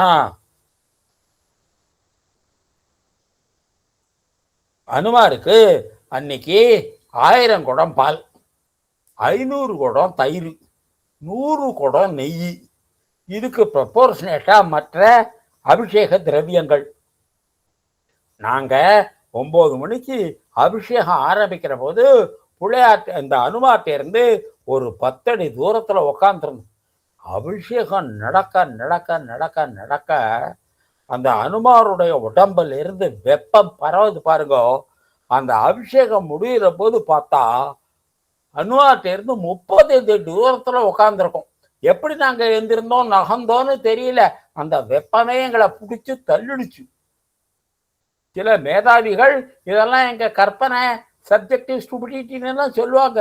பிரத்யட்சமா நான் அனுபவிச்சிருக்கிறத எப்படி நான் இல்லைன்னு சொல்ல முடியும்? அதனால இந்த அபிஷேகத்தினால இந்த இறை திருமேனியினுடைய சக்தி பெருகுகிறது என்பதுல எனக்கு பரிபூர்ண நம்பிக்கை உண்டு. அந்த மாதிரி காயத்ரி பருவானுடைய மூலத்தான ஹரித்வார் போயிருந்தேன். எத்தனை கோடி காயத்ரி மக்கள் ஜபிச்சிருக்காங்க. அந்த காயத்ரி அம்மனுடைய உருவம் வந்து ஒரு 2.5-3 அடி உயரம் இருக்கும். அதுக்கு ஒரு 30 அடி தூரத்துல நின்னாலும் அந்த காயத்ரி அம்மனோட உடம்புல இருந்து அந்த வெப்பம் அப்படி வீசும். அந்த மாதிரி திருநெல்வேலிக்கு பக்கத்துல கங்கை கொண்டான்னு ஒரு ஊர் இருக்கும். அங்க 1000 அம்மன் ஒரு அம்மன். அந்த அம்மனுக்கு வருஷத்துக்கு ஒரு தடவை 1000 தடவை அபிஷேகம் பண்ணுவார். அந்த பூசாரி சொல்லுவார், அம்மனுடைய உடம்புல இருந்து அப்படி சக்தி வெளிவரும் சார் அப்படி. அதனால இந்த அபிஷேகங்கள்லாம் வெறும் கப்சா இல்லை, சத்திய பிரமாணம். அந்த அம்மனுடைய அந்த அனுமானுடைய அந்த காயத்ரி அம்மனுடைய உடம்புல இருந்து அவ்வளவு சக்தி வெளிப்படுகிறது. அந்த சக்தியெல்லாம் கண்டெயின் பண்ணி பாசிட்டிவ் சக்தியா மாற்றி நமக்கு கொடுக்கிற வழிபாடு முறைகள் தான் இந்த அபிஷேகங்கள் எல்லாம். ஆகவே அந்த அபிஷேக சமயத்துல பிரதர்ஷனம் பண்ணக்கூடாது, அபிஷேகத்தை உட்கார்ந்து பார்க்கணும். கன்னியாகுமரி மேல வந்து குழந்தை, அதனால கன்னியாகுமரியில மட்டும் அம்மனுக்கு அபிஷேகம் பண்ற போது பக்தர்கள் பார்க்கலாம். பெரிய பெரிய வளர்ந்த முழுமை அடைந்த பெண்ணாக இருக்கின்ற அம்மனுக்கு அபிஷேகம் பண்ற போது திரை போட்டுருவாங்க. மக்கள் பார்க்கிற வழக்கம் இல்லை. பாயசம், அப்பம், அரவணை. இந்த அரவணை ரொம்ப ரொம்ப முக்கியமானது. ஏற்கனவே சொன்னேன், இந்த கொஞ்சம் அது அரிசி மாதிரி தான் இருக்கும். அரிசி, வெல்லம், நெய், பருப்பு எல்லாம் சேர்த்து வேக வச்ச ஒரு கெட்டியான பாயசம். அதை டப்பாவில் அடைச்சி டப்பா 100 ரூபான்னு விற்கிறாங்க. அப்போ ஒரு நாளைக்கு 6000 டப்பா சீல் பண்ற 10 மிஷின் வாங்கினாங்க போறல. இப்ப இன்னும் 6 மிஷின் வாங்கியிருக்காங்க. அப்ப ஒரு நாளைக்கு 1,00,000 டப்பா அந்த அரவணை பாயசம் டப்பாவில் அடைச்சு விற்கிறது. ஒரு டப்பா 100 ரூபான்னா you can imagine the cost and the money involved. அவ்வளவு ஐயப்பன் ஒரு ஆன்மீக சக்தி மட்டும் இல்ல, ஒரு பொருளாதார சக்தி, ஒரு சோஷியல் சக்தி, ஒரு பிசிக்கல் சக்தி. சும்மா விளையாட்டா? கட்டின வெடி வெடித்தல் இறைவனுக்கு படார்னு வெடிக்கிற போது இந்த முக்தி அடைவதற்கு இந்த வெடி வெடித்தல் ஒரு வழி அப்படின்னு சொல்லியிருக்கு. ஆகவே இந்த கன்னியாகுமரியிலிருந்து திருவனந்தம் போற வழியில வெற்றிதண்ணி சாஸ்தா கோவில்னு ஒரு கோவில் இருக்கு. அந்த கோவில்ல பூஜையே வெடி வெடிப்பது தான். பஸ்ஸில் உட்காண்டே என்ன பண்ணுவாங்க, ஒருத்தர் ஒரு 10 ரூபா நோட்டை எடுத்து கொடுப்பார். 2 வெடி அப்படிம்பார். 10 ரூபாய்க்கு 2 வெடி வெடிப்பாங்க. அந்த மாதிரி பஸ்ஸில் போகிறவங்க பஸ்ஸை விட்டு இறங்காமையே அந்த காயினை அந்த ஹெல்ப்பர்கிட்ட கொடுத்தாக்க அவர் எத்தனை ரூபாயா அத்தனை வெடி வெடிப்பார். அந்த சாத்தாக்கு பேரே வெட்டி எண்ணின்னு பேர். அதனால வெடி வெடிப்பது இந்து சமயத்துல பெரிய வழிபாடு. இந்த கட்டின வழிபாடு அப்படிங்கிறது அந்த வெடி வெடிப்பது. சயன பிரதர்ஷனம், அங்க பிரதர்ஷனம் பொதுவா பெண்கள் பண்றதில்லை, ஆண்கள் பண்ணுவாங்க. பெண்கள் பண்றதுல நடைமுறை பிரச்சனைகள் ரொம்ப இருக்கும். இதுல ரொம்ப பெரிய விஷயம் என்ன அப்படின்னாக்கா, கைலாசம் போற போது என்னுடைய அன்பர்கள்லாம் பார்த்துருக்காங்க, நான் போனதில்லை. அங்க அந்த திபேத்தியர்களுக்கு அந்த கைலாச மலை மேல அவ்வளவு பக்தி. அவங்க இந்த நமஸ்கார பிரதர்ஷனம் பண்ணுவாங்க. அவங்க விழுந்து நமஸ்காரம் பண்ணுவாங்க. அவங்க கை இருக்கிற இடத்துல அடுத்து காலை வைப்பாங்க, அடுத்து இன்னொரு நமஸ்காரம்.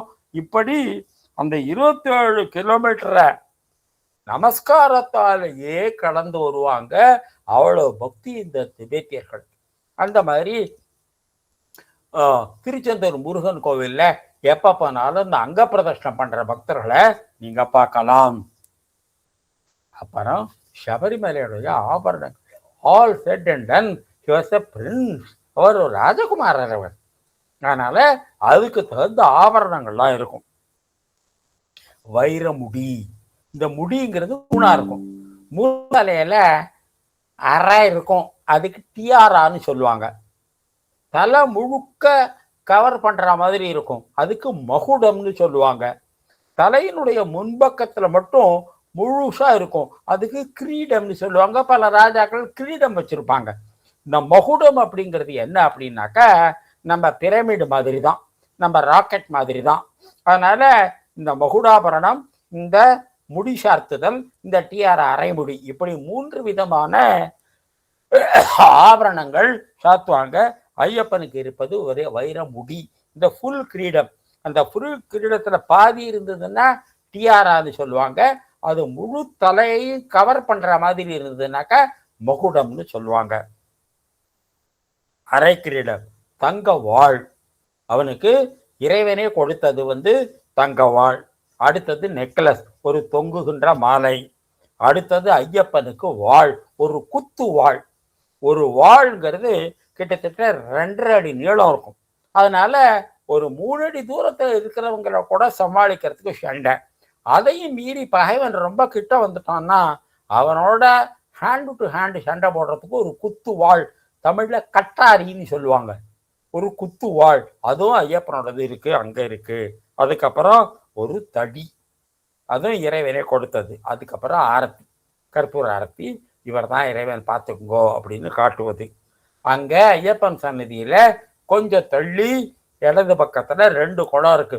ஒண்ணுக்கு பேரு பத்ம குளம், இன்னொன்னு பேரு பீஷ்ம குளம். அங்க நீராடுவாங்க, தண்ணி தெளிச்சுப்பாங்க.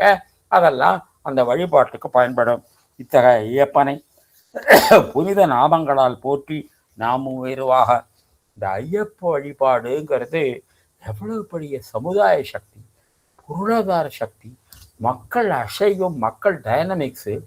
அப்புறம் ஒரு ரிவைவல் ஆஃப் ரிலிஜன். ஏற்கனவே சொன்னேன், 1950க்கு முன்னாடி எல்லாம் கருப்பு சட்டக்காரன் நாஸ்திகன்னு அர்த்தம். ஐயப்பன் என்ன பண்ணாரு, அத்தனையும் அப்படியே மலை முழுங்கி மகாதேவன் மாதிரி எல்லாம் கருப்பு சட்டை. இன்னைக்கு எப்போ மலைக்கு போறீங்கன்னு நம்ம கேட்போம். அந்த மாதிரி சேப்பு சட்டை அப்படின்னா கம்யூனிஸ்ட்னு பேரும்.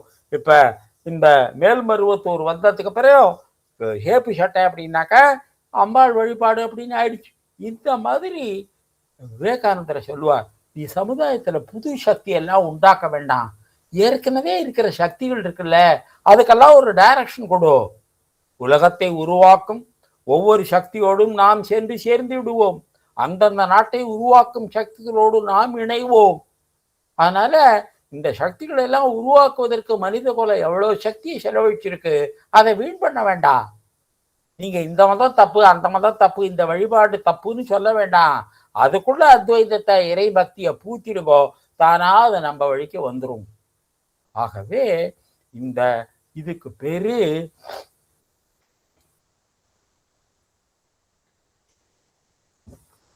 சமுச்சயம்னு பேர். நம்ம இந்து மதத்துல சிவன் வழிபாடு இருக்கு, திருமால் வழிபாடு இருக்கு, பிள்ளையார் வழிபாடு இருக்கு, முருகன் வழிபாடு இருக்கு, சக்தி வழிபாடு இருக்கு. சில பேர் சூரியன் பாங்க, சில பேர் அக்னி பாங்க. இந்த 6 வழிபாடு இருக்கு.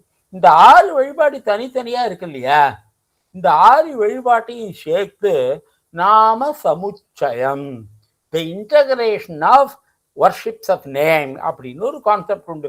இல்ல பகவானோட தமாஷை என்ன தெரியுமா, இதை உருவாக்கினர் ஒரு சமணர். இறைபக்தியே இல்லாத ஒருத்தரை பயன்படுத்தி இந்து மதத்தில் இருக்கிற 6 உட்பிரிவுகளையும் இறைவன் ஒன்றுபடுத்தி இருக்கிறான். இந்த மாதிரி சமண மதத்துக்குள்ள 13 பிரிவு உண்டு. தேராபந்திம்பா. அப்புறம் சில பேர் அம்மணர்களா இருப்பாங்க, வெள்ளை ஆடை தணிந்திருப்பாங்க. அவங்களுக்கெல்லாம் இந்த மகாவீரருடைய போதனைகளை எல்லாம் இன்டகிரேட் பண்றதுக்கு ஒரு சக்தி இல்லை. மகாவீரருடைய 2500வது ஆண்டு விழும் போது வினோபாஜி என்ன பண்ணினாரு, இந்த பொறுப்பை எடுத்துக்கிட்டு சில சமண மத தலைவரை கூப்பிட்டு, இதை பார்ப்பா, நீங்க எல்லாம் சமணர் மகாவீரருடைய பக்தர்கள், நீங்க மகாவீரருடைய புஸ்தகத்தெல்லாம் நல்லா ஆராய்ச்சி பண்ணி எல்லா சமணர்களும் ஒத்துக்கொள்ளும்படியாக ஒரு புஸ்தகம் தயார் பண்ணுங்க, உங்களெல்லாம் ரூம்ல போட்டு பூட்ட போறேன், அந்த புஸ்தகத்தை நீங்க தயார் பண்ற வரலையும் உங்களை வெளியிட விட மாட்டேன் அப்படின்னு சொல்லிட்டு அந்த அறிஞர்களை எல்லாம் கூப்பிட்டு அவங்க இந்த சமணர்கள் 13 பிரிவு ஒத்துக்கும்படியாக சமண சூக்தம், சமணர் நன்கு உரைத்தது, அது தமிழ்லையும் வந்திருக்கு, இந்த கேந்திரா லைப்ரரியில இருக்கு. அப்படி ஒரு புத்தகத்தை தயார் பண்ணார். அதாவது சமணர்கள் பேசிக்கலி நான் வைதிக், வேதத்தை ஒத்துக்க மாட்டாங்க. ஆனா அவங்கள ஒன்றிணைக்கிற பணியை பகவான் யார்கிட்ட கொடுத்தாரு, வினோபாஜி மாதிரி out and out Vedic scholar அவர்கிட்ட கொடுத்தார். இந்த மாதிரி ஷண்மதத்தினோட ஒற்றுமையை கொண்டு வந்து நாம சமுச்சயம் உண்டாக்குற பொறுப்பை பகவான் யார்கிட்ட கொடுத்தாரு, ஒரு சமணத்தை கொடுத்தார். அதனால இதனால் இவன் முடிக்கும் என்றிருந்து அதனை அவன் கண் விடல் அப்படிங்கிறார வள்ளுவர். பகவான் தன்னுடைய காரியத்துல யாரை எதுக்கு யூஸ் பண்ணிப்பாருன்னு நமக்கு தெரியவே தெரியாது. அதனால எப்பவும் அவருடைய கையில பணிபுரியறதுக்கு நம்ம தயாரா இருந்தாலே போதும். அப்படிப்பட்ட இறைவனுடைய நாமங்களை போற்றுவோம். மகா குணாய நமஹ, நல்ல குணங்களுடைய நிறைவு. அப்ப சாந்தோக்கியத்துல இறைவனுடைய ஒவ்வொரு குணங்களையும் பற்றி பேசும். அவர் ஒளி நிறைந்தவர், பிரகாசவான், அனந்த, ஆனந்த, ஹிருதய, ஸ்திர அப்படின்னு இறைவனுடைய பாசிட்டிவ் குவாலிட்டிஸ் அதை எடுத்துதான் ராமானுஜர் போன்றவர்கள் நாராயணன் என்பவர் சர்க்குண சம்பன்னர் அப்படின்னு சொல்லுவாங்க. அப்படி எல்லா குணங்களும் சிறந்த அனந்த கல்யாண குணம் என்று வைஷ்ணவர்கள் சொல்வார். அந்த நாமங்களை நினைத்தாலே நமக்கு நல்லது நடக்கும். மகா நீதையே நமகா, பெரிய மாரல் வேல்யூ அதை நிலைநிறுத்துவதனாலதான் ஐயப்பனுக்கு சாஸ்தான்னு பேரு. கட்டளை போடுபவர், அந்த கட்டளையை மீற முடியாது. அவர் சொல்றார் இல்லையா, பக்தி இல்லாம ஐயப்பன் மலைக்கு வருவது கையில காசு இல்லாம கடத்தரைக்கு போவது போல. அப்படி நீதியை பரப்புபவர். ஓம் மகாருத்ராய நமகா. ரொம்ப கோவிச்சுப்பார். வைஷ்ணவா நமகா, எங்கும் பறந்திருப்பவர். விஷ்ணு பூஜகாய நமகா, விஷ்ணுவை பூஜிப்பவர், விஷ்ணுவினால் பூஜிக்கப்படுபவர். விக்னேஷாய நமகா, தடைகளை நீக்குபவர். கன்னிமூல கணபதியை நினைச்சுங்கோ. வீரபத்ர ஈஷாய நமகா, இந்த முருகப்பெருமானுடைய தோழர்கள் ஒருத்தர் சிவனுடைய குழந்தைன்னு சொல்லுவாங்க வீரபத்ரர். நீங்க மதுரை கோயிலுக்கு போனீங்கன்னாக்கா சுந்தரேஸ்வரர் சந்நிதியில அக்ரி வீரபத்ரர், அகோர வீரபத்ரர் 2 பேர் இருப்பாங்க.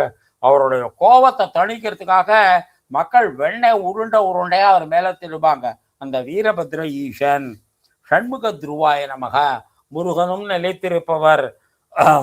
மேரு ஸ்ருங்க சமாசார, மேரு மலை உலகத்திலேயே பெரிய மலை, அதுக்கு தகுந்த ஆசனம், அதை போன்ற ஆசனம் உடையவர். முனிசங்க நிஷேவிதாய நமக, முனிவர்கள் கூட்டத்தாலே போற்றப்படுபவர். தேவாய நமக, ஒளி வீசுபவர். ஐயப்பனோட உடம்புல இருந்து அப்படியே ஒளி வீசும். பத்ராய நமக, ரொம்ப பாதுகாப்பானவர், காப்பவர். ஜெகநாதாய நமக, உலகத்தின் இறைவன். கணநாதாய நமக, இறைவனுடைய இந்த பஞ்சபூதங்கள் இருக்கு இல்லையா, அதனால அது எல்லாத்துக்கும் தலைவர். ஒரு குரூப்புக்கு கணபதி, ஒரு குரூப்புக்கு பூதாத்மனி அப்படின்னு பூதநாதர் அப்படின்னு ஐயப்பனை கொண்டாடுவாங்க. கணேஸ்வராய நமக, இந்த கணங்களுக்கெல்லாம் ஈஸ்வரர். 18 விதமான தேவ கணங்களை பத்தி சொல்லியிருக்கு. இதை தவிர பாம்பு, பள்ளி, பூரான், கரப்புன்னு அது வேற தனியா. அதனால வட இந்தியாலெல்லாம் இந்த மாட்லி கிரௌடுன்னு சொல்றாங்க இல்லையா, ஒண்ணுக்கு ஒண்ணு சம்பந்தம் இல்லாத 100 பேர் போனா இது என்ன சிவபெருமான் கல்யாணத்துக்கு போன மாதிரி இருக்கு, சிவஜிக்கு பராத்துன்னு சொல்லுவாங்க வட இந்தியால. சிவபெருமான் பார்வதியை கல்யாணம் பண்ணியதுக்கு இமயமலைக்கு போன போது இந்த மாதிரி கூட்டங்கள்லாம் வந்த போது அந்த இமவான் பயந்து போட்டானா, ஐயோ இப்படிப்பட்ட மாப்பிள்ளைக்கு அழகான பொண்ணை எப்படி கொடுப்பேன்னு. அப்புறம் சுந்தரேஸ்வரர்னு சொல்லக்கூடிய அழகின் முழுமையான வடிவத்தை காட்டினாராம். அதனால இந்த சிவபெருமானுடைய அந்த திருமண ஊர்வலம்ங்கிறது வடநாட்டில் ஒரு பிராவர்ப ஜோக்கா சொல்லுவாங்க. மகா யோகியே நமக, அதனால அவரை யோக பட்டம் என்று இந்த 2 முழங்காலை சேர்த்துகின்ற ஒரு வெள்ளியாலேயோ 6 பட்டினாலேயோ செய்த அந்த யோக பட்டம்னு சொல்லுவாங்க. நரசிம்மருக்கு யோக பட்டம் உண்டு, பிள்ளையாருக்கு யோக பட்டம் உண்டு, சில கோவில்களில் சிவபெருமானுக்கும் உண்டு. மகா மாயினே நமகா, மாயால உலகத்தை மறைப்பவர். மகா யஜ்ஞானியே நமகா, பெரும் யஜ்யத்தை செய்பவர், உலகத்தை நமக்கு தெரியாமல் அழிப்பவர். மகா அஸ்திராய நமக, பெரிய பெரிய ஆயுதங்கள் வச்சிருப்பாங்க. கட்டாரி, வில்லு, வேலு, அம்பு, எல்லா ஆயுதங்களும் அவற்றை உண்டு. எதுக்கு? நம்மை காப்பதற்காக. தேவசாஸ்திரே நமக, தேவர்களுக்கும் சாஸ்திரத்தை உண்டாக்கியவர். பூத சாஸ்திரே நமக, பூதங்களை எல்லாம் கட்டுப்பாட்டுல வச்சிருப்பார். இந்த பூதங்கள்லாம் அடங்காப்படாரி, சொன்ன பேச்சு கேட்காது. இந்த மாதிரி சாஸ்தா ஒத்தருடைய கட்டுப்பாட்டுக்கு தான் அது அடங்கும். பீமஹாச பராக்கிரமாய நமகா, பீமனுக்கு சமமான வீரமுடையவர். நாகஹாராய நமகா, சிவபெருமான போலவே இவரும் பாம்பை ஆபரணமாக அணிந்திருப்பவர், சங்கராபரணம் என்று சொல்லுவார்கள். நாக கேஷாய நமகா, அவருடைய தலைமுடி ஒவ்வொன்றும் பாம்பு மாதிரி நீண்டும் தடித்தும் கலர்ஃபுல்லாகவும் இருக்கும். வியோம கேஷாய நமகா, ஆகாயமே அவருடைய முடியாக இருக்கும். சனாதனாய நமகா, ரொம்ப பழையவர். இந்த சனாதனம்ங்கிற சொல்லுக்கு ரொம்ப அற்புதமான விளக்கம். நித்திய நூதன சனாதன, ரொம்ப பழசா இருக்கும். ஆனா இன்று புதிதாய் பிறந்தோம் அப்படிங்கிறா இல்லையா பாரதி, அப்படி ஃப்ரெஷ்ஷா இருக்கும். ஒரு குழந்தை எப்படி இருக்கு, ஒரு விடிய காத்தால எப்படி இருக்கு, எவ்வளவுதான் முதல் நாள் நேற்றுக்கு நம்ம தழைச்சிருந்தாலும் அந்த காத்தால எழுந்திருக்கிற போது என்ன ஒரு ஃப்ரெஷ்னஸ் பாருங்க. ஒரு குழந்தை எப்படி இருந்தாலும் அந்த குழந்தை மூஞ்சியை பார்த்த உடனே நம்ம துக்கங்கள்லாம் மறந்து படுது இல்லையா. as fresh as tomorrow, as fresh as the morning, as fresh as a child. இந்த தன்னை புதுப்பித்துக் கொள்ளுகிற சக்தி இருக்கு இல்லையா, அதுதான் சனாதன தர்மத்தினுடைய பெருமைன்னு பெரிய பெரிய அறிஞர்கள்லாம் சொல்றாங்க. இந்த தன்னை புதுப்பித்துக் கொள்ளும் சக்தி இல்லாத மதங்கள், கொள்கைகள் கருத்துக்கள் ஏதோ கொஞ்ச நாள் மினுமினுக்கும், அப்புறம் போயிடும். ஆதிசங்கரர் பிரம்மசூத்திர பாஷ்யத்துல அவர காலத்துல 72 மத பிரிவுகள் இருந்ததா சொல்றாங்க. இப்ப எல்லாம் அதோட பேர் கூட நமக்கு தெரியல. அதனால இதெல்லாம் வரும் போகும். இந்த சனாதன மற்றும் நித்திய நூத்தன சதான என்றும் புதியது. சுகுணாய நற்குணங்கள் நிறைந்தவர், நிர்குணாய நமகா குணங்கள் அற்றவர். எதுக்கு குணங்கள் எல்லாம் ஆதாரமும். இந்த நிர்குணங்கிறத பத்தி நிறைய பேர் சண்டை போடுவாங்க. நிர்குணம்னா குணமற்றவர்னு இல்ல, அவருக்கு அப்பாற்பட்டு அவருடைய குணங்களை அனுபவிப்பதற்கு ஒருத்தன் தனியாவே இல்லை. அதனால இந்த பக்தன் தன்னுடைய அகம்பாவங்களை எல்லாம் ஒழிச்சுட்டு பகவானோட ஒன்றரை கலந்துட்டான். அதனால அவள்கிட்ட இருந்து தனியா நின்று அவருடைய குணங்களை அனுபவிக்கிற ஒருத்தரும் இல்லாததுனால அவருக்கும் குணங்கள் இல்லைன்னு சொல்றது ஒரு உபச்சார வழக்கு. இது ரொம்ப கஷ்டம். எப்போ அது வாய்ப்பு கிடைச்சுன்னா பார்ப்போம். நித்தியாயனமாக என்றும் உள்ளவர், நித்திய திருப்தாயனமாக ரொம்ப எளிமையாக சிவனுக்கு ஆசுதோஷாய நமகான்னு பேரு, ரொம்ப சீக்கிரம் திருப்தி அடைந்து விடுவார். நிராசிரய நமக, அவரை இன்னொருத்தரை சார்ந்திருக்க மாட்டார், நாம் ஐயப்பனை சார்ந்திருப்போம். லோக ஆசிரயாய நமக, இந்த உலகம் முழுவதும் அவரை சார்ந்திருக்கிறது. கணாதீஷாய நமக, சிவகணங்களுக்கெல்லாம் ஈசனாக இருப்பவர். சத்துஷ்டி கலாமயாய நமக, 64 கலைகளை பத்தி எல்லாம் ஒரு தனி லெக்சரே இந்த சீரீஸ்ல எடுத்தோம். அத்தனையும் இறைவன் வடிவம்தான். சாம அதர்வண ரூபிணிய நமக, இந்த 4 வேதங்களுடைய வடிவமாக இருப்பவர். வேதைச்ச சர்வை அகமேவ வேத்திய அப்படிங்கிறான் கண்ணன் கீதையில. இந்த எல்லா வேதங்களும் என்னையே அறிகின்றன. அப்படிப்பட்ட அறியத்தக்க, அறியப்படுகின்ற, அறிவால் உணர்த்தப்படுகின்ற பரம்பொருளாக இருப்பவர். மல்லகாசுர பஞ்சனாய நமக, இந்த மல்லன்னு ஒருத்தன் இருந்தான், அந்த அசுரனை அப்படியே ஒழிச்சு கட்டினார். திரிமூர்த்தியே நமக, பிரம்மா விஷ்ணு சிவன் இந்த 3 தானே இந்த ஐயப்பனை கொடுத்து உதவினார்னு நம்ம படித்தோம். அந்த தத்தாத்திரேயருக்கு இவருக்குள்ள ஒற்றுமையெல்லாம் பத்தி பார்த்தோமே. தைத்திய மதனாய நமக, திதின்னு ஒரு கஷ்யப முனிவருக்கு ஒரு பத்தினி இருந்தா, அவருக்கு பிறந்த அசுர குழந்தைகளுக்கு தைத்தியர்னு பேரு. அவர்கள்தான் அவர்களெல்லாம் ஒழிச்சு கட்டுறதுல ஐயப்பன் பெரும் பங்காற்றினார். பிரகிருத்தியே நமக, இந்த மூல பரம்பொருள் எதனால் இந்த உலகம் முழுதும் படைக்கப்பட்டதோ அந்த பொருள் இவர் தான். புருஷோத்தமாய நமக, மனிதர்களில் உயர்ந்தவன். கால ஞானினே நமக, வருங்காலம் இறந்த காலம் நிகழ்காலம் அறிந்தவர். மகா ஞானினே நமக. காமதாய நமக, விருப்பப்பட்டதை கொடுப்பவர். நியாயமா இருந்தா, அம்மா அம்மா எனக்கு ஒரு நெருப்புட்டி கொடு, இந்த வீட்டுக்கு நெருப்பு வைக்கிறேன்னா அம்மா கொடுப்பாளா? முதுகுல 2 கொடுப்பா. நம்ம கேட்கறது நியாயமா இருந்தா இறைவன் கொடுப்பான். அதனால என்ன பண்ணணும், மற்றவங்களுக்கு நிறைய கொடுத்துட்டு அவங்க மூலமா எனக்கு கொடுன்னு கேட்கணும். அதுதான் கேட்கறதுக்கு அழகு. கமலேக்ஷனாய நமக, ரொம்ப அழகான கண்ணுடையவர். அப்படின்னா என்ன தெரியுமா அர்த்தம்? அந்த கண்ணால உங்களையும் என்னையும் பார்த்தா நாம் கூட கண்ணு அவருக்கு ரொம்ப அழகா தெரியும்னு அர்த்தம். கல்ப விருட்சாய நமக, 5 மரங்கள் தேவ விருட்சம்னு சொல்லுவாங்க. கல்பகம், பாரிஜாத்தம், சந்தனம், ஹரிச்சந்தானம், இப்படி 5 மரங்கள் தேவ விருட்சமாக இருக்கிறது. அப்புறம் மந்தாரம், இந்த 5 தேவ விருட்சங்கள் கேட்பதை கொடுக்கும், அதுவாக இருப்பவர். வித்யாவிரிய நமக, அவர் அறிவால் அறியப்படுபவர். மகாவிருட்சாய நமக, பெருமரமாக இருப்பவர். சம்சார தாப விச்சேத்ரே நமக, இந்த பிறவி பெருங்கடலை நீண்ட உதவுவர், அதனால் ஏற்படும் வெப்பத்தை குறைப்பவர்.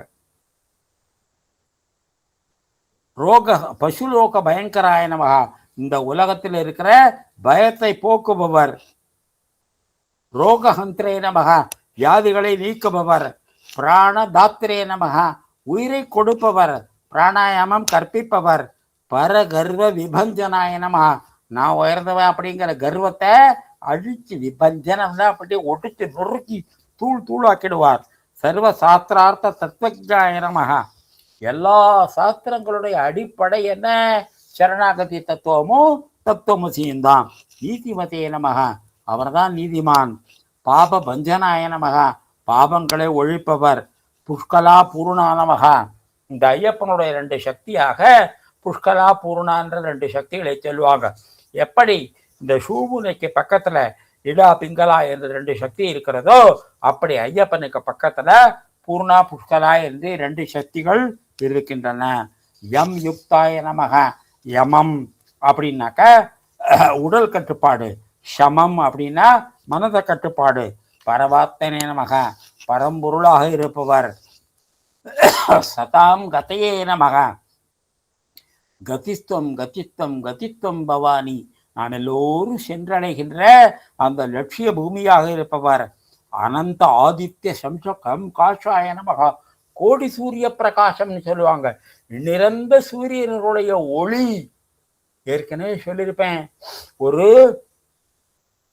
அந்த நியூயார்க்கில் அந்த அணுகுண்டம் முதல்ல வெடித்த போது அந்த விஞ்ஞானி தான் கையில் பகவத்கீதை வச்சிருந்தார். அந்த அணுகுண்டு வெடித்த போது எப்படி இருந்தது அப்படின்னு கேட்டாங்க. திவி சூரிய சகசரத்தை பவையை துகபத்துத்தா, 1000 சூரியன்கள் உதித்த போது எப்படி இருந்ததோ அப்படி கண்ணன் அர்ஜுனன் முன்னாடி ஜொலித்தான்னு சொல்றான் இல்லையா, அந்த மாதிரி இருந்தது அந்த அணுகுண்டு வெடிச்சதுன்னு விஞ்ஞானத்தினுடைய மிக உச்ச நிலையில அந்த விஞ்ஞானிக்கு பகவத்கீதை தான் ஞாபகத்துக்கு வந்தது. சுப்பிரமணியா பலினே நமக, சுப்பிரமணியனை போற பலம் மிகுந்தவர். ஏன் தெரியுமா? சுப்பிரமணியர் தான் தேவசேனாபதி, அப்படிப்பட்ட பலமுடையவர். தேவேஷாய நமக, தேவர்களுக்கெல்லாம் ஈஸ்வரர். பகவதே 6 நற்குணங்கள் உடையவர். செல்வம், புகழ், வீரம், கருணை, சாஸ்வத தன்மை எல்லாம் நிறைந்தவர் பகவான். பக்த வத்சலாய நமக. எவ்வளோ இருந்தும் என் பேர்ல அன்பு காட்டலைன்னா அவர்களுடைய நற்குணங்களால என்ன பயன்? அதனால அத்தனை நற்குணங்களையும் காட்டி என் பேர்ல உங்க பேர்ல நம்ம எல்லார் பேர்லையும் அன்பை காட்டுபவர். அப்படிப்பட்ட அந்த சபரீஷனை நாம் வணங்குவோம். அடுத்த வாரத்திலிருந்து கேரளத்துல இன்னும் 9 விஷ்ணு ஆலயங்கள் இருக்கு. அதுக்கப்புறம் குருவாயூரப்பன் இருக்கு. இதெல்லாம் பத்தி நிறைய லிட்ரேச்சரை கலெக்ட் பண்ணி வச்சிருக்கேன். அதுல கொஞ்சம் குருவாயூரப்பன், கொஞ்சம் இந்த 9 கோயில்கள்ல 1-2 குலசேகர ஆழ்வார், நம்மாழ்வார்லாம் பாடின ஸ்தலங்கள், அதெல்லாம் பத்தி பார்ப்போம். இந்த வாரம் ஐயப்பனுடைய அந்த புனித யாத்திரையை நிறைவு பண்றோம். அது ஒரு பெரிய மகாசமுத்திரம். அதில் ஏதோ சில சொட்டுக்களை மட்டும்தான் மக்கள் முன்னாடி வைக்க முடிச்சது. அதுவே டைம் ஆயிடுச்சு. எல்லாருக்கும் நமஸ்காரம். ஸ்ரீராமகிருஷ்ணன்.